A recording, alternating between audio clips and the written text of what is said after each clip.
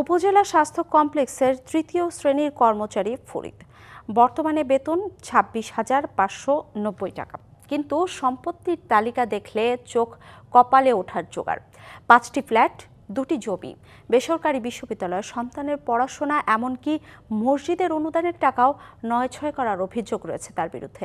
টাঙ্গাইলের ভুয়াপুর উপজেলা স্বাস্থ্য কমপ্লেক্সের ক্যাশিয়ার ফরিদের অস্বাভাবিক সম্পদের অনুসন্ধান করতে গেলে পড়তে হয় বাধার মুখে। টাঙ্গাইলের ভুয়াপুর উপজেলা স্বাস্থ্য কমপ্লেক্স হাসপাতালের ক্যাশিয়ার হিসাবে কর্মরত ফরিদ হোসেন। শুরুতে বেতন ছিল মাত্র 6,375 টাকা, কিন্তু তার সম্পত্তির তালিকা দেখে অবাক হবেন যে কেউ।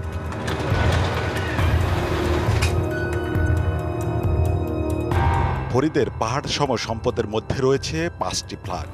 এর মধ্যে ভুয়াপুরে মডার্ন টাওয়ার ও টাইম প্যালেসে প্রাথমিক বিনিয়োগ প্রায় 45 লাখ টাকা। এছাড়া টাঙ্গাইল শহরের বটতলা ও সাবালিয়ায় স্বপ্নচূড়া, সুন্দরবন নামে 3টি ফ্ল্যাটে বিনিয়োগ প্রায় 60 লাখ টাকা। 25 লাখ টাকার মধ্যে আমাদের প্রতি শেয়ারের দেব। উনি আমাদের একজন শেয়ার হোল্ডার। উনি আমি যতটুকু জানি হাসপাতালে এখানে চাকরি করেন। এখন কোন পদে মানে অ্যাকুরেট সেটা আমার জানা নাই। 15 লক্ষ টাকার মতো খরচ তার ছিল। অন্যদিকে ভুয়াপুরে ফসলান্দি এলাকায় 5 ও নিকরাইলে 3% জমি রয়েছে ফরিদের, যার আনুমানিক মূল্য অর্ধ কোটি টাকার উপর। ওইটা হাসপাতাল চাকরি করে, প্রত্যেক শুক্রবারই আসি। ছেলেকে পড়িয়েছেন নামকরা বিশ্ববিদ্যালয়ে, খরচ হয়েছে 10 লাখের বেশি টাকা।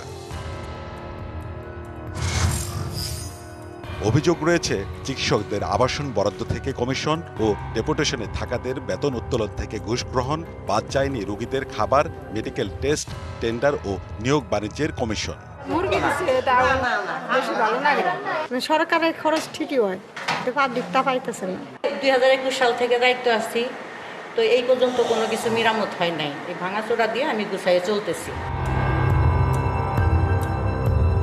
এমনকি বছরের পর বছর কোয়ার্টারে থাকলেও দেননি ভাড়া। হাসপাতালের মসজিদের অনুদান নয়ছয় করে বছরে হাতিয়েছেন 2,40,000 টাকা।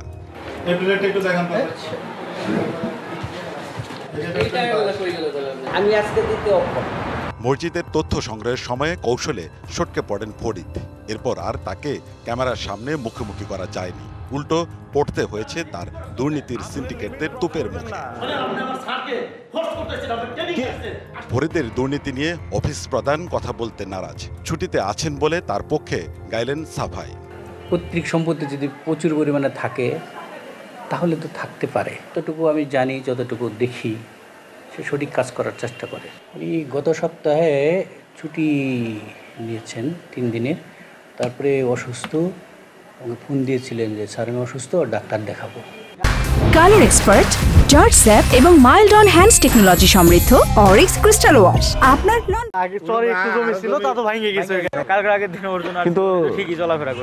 অভিযোগ সত্য হলে ফরিদের মতো দুর্নীতিবাজদের কঠিন বিচার হওয়া উচিত বলে মনে করেন সচেতন মহল। এগুলো তো কি বলবো, আসলে এগুলো সেই জাদুর চেরাগের মতো বিষয় আর কি। ঊর্ধ্বতন কর্তৃপক্ষকে চোখ ফাঁকি দিয়ে নিম্ন স্তরের কর্মচারীরা কোনোদিন ঝুঁকিপূর্ণ এরকম কাজ করতে পারে না। তারা ওই সাহস পায়, যোগান পায়, এই কারণেই এটা সম্ভব হয়।